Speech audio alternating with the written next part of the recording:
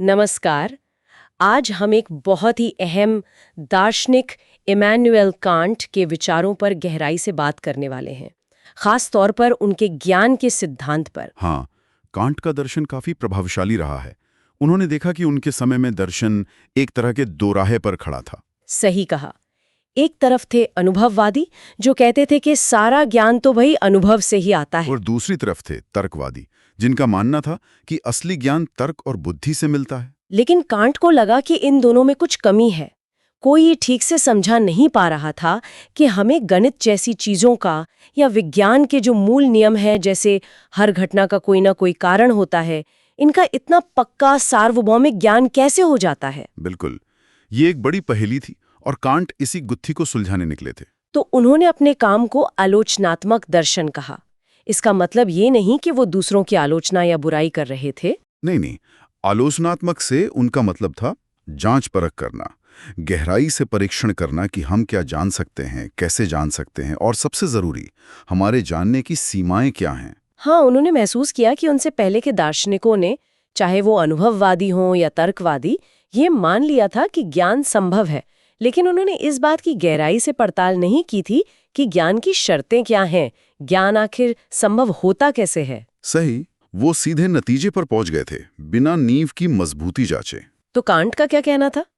न सिर्फ अनुभव, न सिर्फ तर्क, फिर क्या? उनका मानना था कि दोनों अधूरे हैं अकेले अकेले। ज्ञान के लिए हमें दोनों की जरूरत है, अनुभव भी और तर्क भी। उनकी वो मशहूर पंक्ति है ना, बिना अवधारणाओं के हमारी इंद्रिय अनुभव अंधे हैं। और बिना इंद्रिय अनुभव के हमारी अवधारणाएं खाली हैं। बिल्कुल, मतलब अगर हमारे पास सिर्फ अनुभव है, कच्ची जानकारी है, लेकिन उसे समझने के लिए दिमागी ढांचे, अवधारणाएं नहीं हैं, तो वो अनुभव बेकार है, अंधा है। और अगर हमारे पास दिमागी अवधारणाएं तो हैं, लेकिन उन्हें लागू करने के लिए कोई बाहरी दुनिया का अनुभव ही नहीं है, तो वो अवधारणाएं खोखली हैं, खाली हैं। एकदम सही। तो कांट का मिशन था इन दोनों को एक साथ लाना, एक ऐसा सिद्धांत बनाना जो बताए कि ज्ञान में अनुभव और तर्क दोनों का योगदान कैसे होता है। तो ये मेल होता कैसे है? यहीं पर उनका वो खास विचार आता है ना? हाँ, यहीं पर कांट अपना सबसे क्रांतिकारी विचार सामने रखते हैं, synthetic a priori judgement. Okay, synthetic a priori judgement. ये सुनने में थोड़ा मुश्किल लगता है, इसे थोड़ा खोलते हैं। जरूर। देखिए, कांट ने कथनों या जजमेंट्स को दो तरीकों से बांटा। पहला है एनालिटिक बनाम सिंथेटिक, और दूसरा है अप्रायोरी बनाम अपोस्टेरियोरी। ठीक है, एनालिटिक और सिंथेटिक में क्या फर्क है? एनालिटिक जजमेंट वो होते हैं जिनमें जो बात कही जा रही है, विधेय, वो विषय में पहले से ही शामिल होती है। जैसे सभी कुंवारे अविवाहित हैं। यहाँ अविवाहित होना कुंवारे की परिभाषा का ही हिस्सा है, ये हमें कोई नई जानकारी नहीं देता। अच्छा। और सिंथेटिक? सिंथेटिक जजमेंट वो है जिनमें विधेय विषय में छुपा हुआ नहीं होता, वो विषय के बारे में कोई नई जानकारी जोड़ता है। जैसे ये मेज भूरी है। भूरी होना मेज की परिभाषा का हिस्सा नहीं है, ये एक नई बात है जो हमने अनुभव से जानी। समझिए। अब दूसरी कैटेगरी, अप्रायोरी और अपोस्टेरियोरी। अप्रायोरी जजमेंट वो है जिनकी सच्चाई जानने के लिए हमें अनुभव की जरूरत नहीं पड़ती, ये तर्क से ही सिद्ध हो जाते हैं।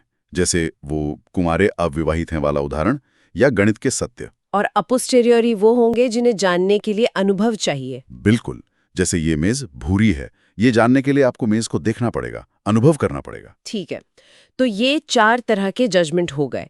एनालिटिक अप्रायोरी, एनालिटिक अपोस्टेरियोरी जो कि संभव नहीं, सिंथेटिक अपोस्टेरियोरी और सिंथेटिक अप्रायोरी। हाँ, और कांट के लिए असली ज्ञान, खासकर गणित और विज्ञान का फाउंडेशनल ज्ञान, इसी चौथी कैटेगरी में आता है, सिंथेटिक अप्रायोरी। सिंथेटिक अप्रायोरी मतलब ऐसा ज्ञान जो नया भी हो, सिंथेटिक, और अनुभव पर निर्भर भी ना हो, अप्रायोरी। ये कैसे संभव है? यही तो कांट का कमाल है।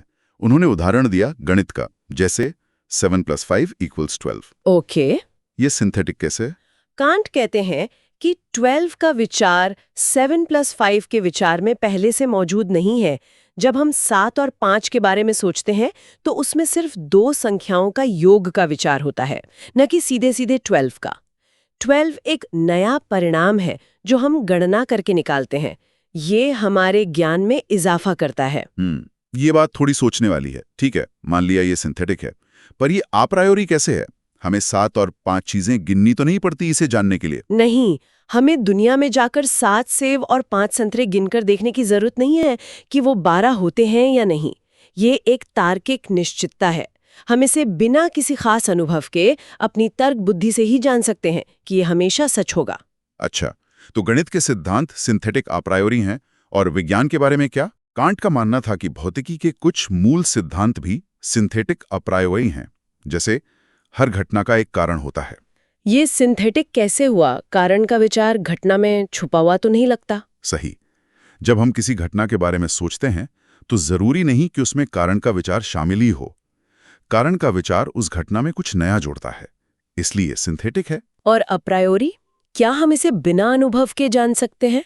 अनुभववादी तो कहेंगे कि हमने बार बार घटनाओं और उनके कारणों को साथ देखा है, इसलिए हमें ये नियम पता चला। हाँ, अनुभववादी ऐसा कह सकते हैं, लेकिन कांट का तर्क था कि कारण कार्य का जो सिद्धांत है, कॉज़ालिटी, वो अनुभव से नहीं आता, बल्कि ये हमारी समझ की एक बुनियादी श्रेणी है, कैटेगरी है। ये हमारे दिमाग का एक औजार है जिसके जरिए ही हम अनुभव को समझते हैं। इसलिए ये अनुभव से पहले मौजूद है, यानी अप्रायोरी है। ओ, तो आप कह रहे हैं कि कारण कार्य संबंध दुनिया में हो ना हो, हमारा दिमाग दुनिया को इसी तरह समझता है कि हर घटना का कारण होगा। हाँ, कांट के अनुसार ये हमारी समझ की 12 मूल अवधारणाओं या श्रेणियों में से एक है, जो अनुभव को व्यवस्थित करने के लिए जरूरी है। तो ये सिंथेटिक भी है, नई जानकारी देता है, और अप्रायोरी भी अनुभव से पहले मौजूद है। ये तो बहुत दिलचस्प है। तो इन सिंथेटिक अप्रायोरी जजमेंट्स को संभव बनाने के लिए कांट ने कहा कि हमारे दिमाग में कुछ खास चीजें पहले से होती हैं। बिल्कुल। उन्होंने 2 मुख्य चीजों की बात की। पहली है स्पेस, स्थान, और टाइम, काल। स्पेस और टाइम, ये तो बाहरी दुनिया की चीजें लगती हैं। हाँ, न्यूटन ऐसा ही मानते थे कि स्पेस और टाइम बाहरी वास्तविकताएं हैं। लाइबनिज मानते थे कि ये पूरी तरह व्यक्तिपरक हैं, लेकिन कांट का रास्ता अलग था। क्या था उनका रास्ता? कांट ने कहा कि स्पेस और टाइम ना तो बाहरी वस्तुनिष्ठ यथार्थ हैं, ना ही पूरी तरह व्यक्तिनिष्ठ, बल्कि ये हमारे मन के अप्रायोरी अंतर्ज्ञान या प्रत्यय हैं। अप्रायोरी अंतर्ज्ञान मतलब ये वो मानसिक चश्मे या ढांचे हैं जिनके बिना हम बाहरी दुनिया का अनुभव कर ही नहीं सकते। कोई भी चीज हमें अनुभव में आएगी तो वो स्पेस और टाइम में ही आएगी। ये अनुभव की पूर्व शर्तें हैं। तो ये असल में दुनिया में नहीं है, पर हमारे लिए वास्तविक हैं। हाँ, कांट ने कहा कि ये एम्पिरिकली रियल हैं, यानी व्यवहारिक जीवन और अनुभव के लिए एकदम वास्तविक हैं, लेकिन ये ट्रांसेंडेंटली आइडियल हैं, यानी ये परम सत्य या चीजों का अपने आप में रूप नहीं है, ये हमारे मन की देन है। वाह, ये तो सोचने का बिल्कुल नया नजरिया है। और दूसरी चीज क्या थी जो सिंथेटिक अप्रायोरी ज्ञान को संभव बनाती है? आपने श्रेणियों का जिक्र किया था। हाँ, वो हैं समझ की 12 श्रेणियां, कैटेगरीज ऑफ अंडरस्टैंडिंग। ये शुद्ध अवधारणाएं हैं, मतलब ये अनुभव से नहीं आती। जैसे कौन सी अवधारणाएं? जैसे एकता, अनेकता, वास्तविकता, निषेध, कारण और प्रभाव, संभावना, आवश्यकता, इस तरह की कुल 12 श्रेणियां। तो ये 12 ही क्यों? ये संख्या कहाँ से आई? कांट ने इन्हें उस समय के पारंपरिक तर्कशास्त्र में वर्णित 12 तरह के तार्किक निर्णयों, जजमेंट्स से निकाला था। उनका मानना था कि जिस तरह के निर्णय हम ले सकते हैं, उसी के अनुरूप हमारी समझ की बुनियादी श्रेणियां होती हैं। तो इन श्रेणियों का काम क्या है? इनका काम है हमारी इंद्रियों से जो कच्ची जानकारी आती है, जो बिखरी हुई होती है, उसे व्यवस्थित करना, उसे संश्लेषित करना, उसे एक सार्थक ज्ञान का रूप देना। स्पेस और टाइम बाहरी अनुभव को आकार देते हैं, और ये श्रेणियां उस अनुभव को समझने लायक बनाती हैं। तो एक तरह से हमारा मन ज्ञान का निष्क्रिय रिसीवर नहीं है, बल्कि सक्रिय निर्माता है। बिल्कुल, यही कांट की कोपरनिकन क्रांति है दर्शन में। जैसे कोपरनिकस ने कहा था कि सूर्य पृथ्वी के चारों ओर नहीं घूमता, बल्कि पृथ्वी सूर्य के चारों ओर घूमती है, वैसे ही कांट ने कहा कि हमारा ज्ञान वस्तुओं के अनुरूप नहीं ढलता, बल्कि वस्तुएं हमारे ज्ञान के, यानी हमारे मन के ढांचे के अनुरूप ढलती हैं। तो अगर हमारा ज्ञान हमारे मन की संरचनाओं, स्पेस, टाइम, श्रेणियों पर इतना निर्भर है, तो क्या हम सब कुछ जान सकते हैं, या फिर इसकी कोई सीमा है? हाँ, यहीं पर कांट ज्ञान की सीमाएं तय करते हैं, और ये बहुत महत्वपूर्ण है। उनके अनुसार हमारा ज्ञान केवल और केवल फिनोमेना तक ही सीमित है। फिनोमेना, इसका क्या मतलब है? फिनोमेना मतलब अनुभव की दुनिया। चीजें जैसी हमें प्रतीत होती हैं, जैसी वो हमारे मन के स्पेस, टाइम और श्रेणियों के ढांचे में फिट होकर हमारे अनुभव में आती हैं। तो हम क्या नहीं जान सकते? हम नूमेना को नहीं जान सकते। न्यूमेना, ये क्या है? न्यूमेना मतलब चीजें वास्तव में अपने आप में कैसी हैं, थिंग्स इन देमसेल्व्स। हमारे मानसिक चश्मों और श्रेणियों के फिल्टर के बिना उनका असली स्वरूप क्या है ये हम कभी नहीं जान सकते, क्योंकि हम उन चश्मों को उतार ही नहीं सकते। ज्ञान हमेशा इन मानसिक संरचनाओं के माध्यम से ही मिलता है। तो वास्तविकता का एक हिस्सा हमसे हमेशा छिपा रहेगा। कांट के अनुसार हाँ, ज्ञान के लिहाज से छिपा रहेगा। लेकिन यहाँ एक और दिलचस्प बात आती है। हमारा जो तर्क, रीजन है, वो हमेशा इस सीमा को लांघने की कोशिश करता है। वो नूमेना को जानने की इच्छा रखता है। तर्क कैसे कोशिश करता है? तर्क स्वाभाविक रूप से परम, असीमित और संपूर्ण ज्ञान की तलाश करता है। इसी कोशिश में वो कुछ ऐसे विचार बनाता है जो अनुभव की दुनिया से परे जाते हैं। कैसे विचार? कांट ने 3 मुख्य विचारों की बात की। आत्मा एक अविभाज्य अमर इकाई के रूप में, दुनिया सभी घटनाओं की संपूर्णता के रूप में, और ईश्वर सभी संभावनाओं के परम आधार के रूप में। तो क्या हम इन विचारों को जान सकते हैं? क्या हम आत्मा, दुनिया की संपूर्णता या ईश्वर के बारे में निश्चित ज्ञान प्राप्त कर सकते हैं? कांट कहते हैं नहीं, ये विचार हमें ज्ञान नहीं देते, क्योंकि ये अनुभव के दायरे से बाहर हैं और हमारी श्रेणियां इन पर लागू नहीं होती। लेकिन ये बेकार भी नहीं है। तो फिर इनका क्या काम है? इनका काम है हमारे ज्ञान को नियंत्रित करना, रेगुलेट करना, और हमारी वैज्ञानिक खोज को एक दिशा देना। ये हमें संपूर्णता की ओर बढ़ने के लिए प्रेरित करते हैं, ज्ञान की एकता स्थापित करने में मदद करते हैं। ये ज्ञान की सीमाएं तय करते हैं और कांट के लिए ये विश्वास और आस्था के लिए जगह बनाते हैं। अच्छा, उन्होंने कहा था ना कि मुझे विश्वास के लिए जगह बनाने हेतु ज्ञान को सीमित करना पड़ा। हाँ, बिल्कुल। उनका मानना था कि जिन चीजों को हम तर्क से साबित या खारिज नहीं कर सकते, जैसे ईश्वर का अस्तित्व, आत्मा की अमरता, इच्छा की स्वतंत्रता, उनके लिए आस्था का क्षेत्र खुला रहता है, और ये नैतिकता के लिए जरूरी भी है। और क्या होता है जब हमारा तर्क अपनी सीमाएं भूल जाता है और इन विचारों को, जैसे ईश्वर या दुनिया की शुरुआत, को अनुभव की तरह साबित करने की कोशिश करता है? तब पैदा होते हैं विरोधाभास, जिन्हें कांट ने एंटीनॉमीज एंटिनोमीज मतलब ऐसी स्थितियां जहां तर्क अपने ही खिलाफ खड़ा हो जाता है। तर्क एक पक्ष को भी उतने ही मजबूती से सिद्ध कर सकता है जितने उसके विरोधी पक्ष को। कोई उदाहरण? जैसे पहली एंटिनोमी है, थीसिस, दुनिया की शुरुआत समय में हुई और यह स्थान में सीमित है। एंटीथीसिस, दुनिया की कोई शुरुआत नहीं है और यह स्थान में असीमित है। कांट दिखाते हैं कि तर्क इन दोनों ही बातों के पक्ष में बराबर के मजबूत तर्क दे सकता है। अच्छा, और ऐसी कितनी एंटीनोमीज हैं? कांट ने 4 ऐसी एंटिनोमीज की बात की जो दुनिया की शुरुआत सीमा, पदार्थ की रचना, कारणता स्वतंत्रता और एक जरूरी सत्ता, ईश्वर के अस्तित्व से संबंधित है। तो इन एंटीनोमीज से क्या साबित होता है? इनसे यही साबित होता है कि जब तर्क अनुभव के दायरे से बाहर जाकर न्यूमेनल चीजों के बारे में निश्चित ज्ञान हासिल करने की कोशिश करता है तो वो असफल हो जाता है और खुद ही उलझ जाता है। ये दिखाता है कि फिनोमेना और न्यूमेना का भेद कितना जरूरी है और हमारे ज्ञान की सीमाएं कहाँ हैं। इसी तर्क के आधार पर कांट ने ईश्वर के अस्तित्व के लिए दिए जाने वाले पारंपरिक प्रमाणों की भी आलोचना की थी, है ना? हाँ, बिल्कुल। उन्होंने उस समय प्रचलित तीनों मुख्य प्रमाणों, सत्तामूलक, ऑन्टोलॉजिकल, कॉस्मोलॉजिकल और प्रयोजनमूलक, टेलीलॉजिकल की तीखी आलोचना की। सत्तामूलक तर्क के साथ क्या समस्या थी? वो जो कहता है कि ईश्वर की परिभाषा में ही उसका अस्तित्व शामिल है। कांट ने कहा कि यह तर्क अस्तित्व, एग्जिस्टेंस, को एक गुण या विधेय, प्रेडिकेट मान लेता है, जबकि ऐसा है नहीं। हम किसी चीज की अवधारणा में चाहे कितने भी गुण जोड़ दें, उससे ये साबित नहीं होता कि वो चीज असल में मौजूद है। 100 असली डॉलर और 100 कल्पित डॉलर की अवधारणा में कोई फर्क नहीं है। फर्क उनके अस्तित्व में है, जो अवधारणा से बाहर की बात है। इसलिए ईश्वर की अवधारणा मात्र से उसके अस्तित्व को सिद्ध नहीं किया जा सकता। ठीक है। और कॉस्मोलॉजिकल तर्क का क्या, जो कहता है कि हर चीज का कारण है, इसलिए दुनिया का भी एक पहला कारण होना चाहिए जो ईश्वर है। कांट ने कहा कि कारण कार्य का नियम, कॉजालिटी, हमारी समझ की एक श्रेणी है जो केवल फेनोमेनल दुनिया यानी अनुभव की दुनिया पर ही लागू होती है। हम इसे अनुभव से परे ले जाकर नूमेनल दायरे में लागू नहीं कर सकते, जैसे कि दुनिया के पहले कारण या ईश्वर पर। ये हमारी श्रेणियों का अवैध प्रयोग होगा।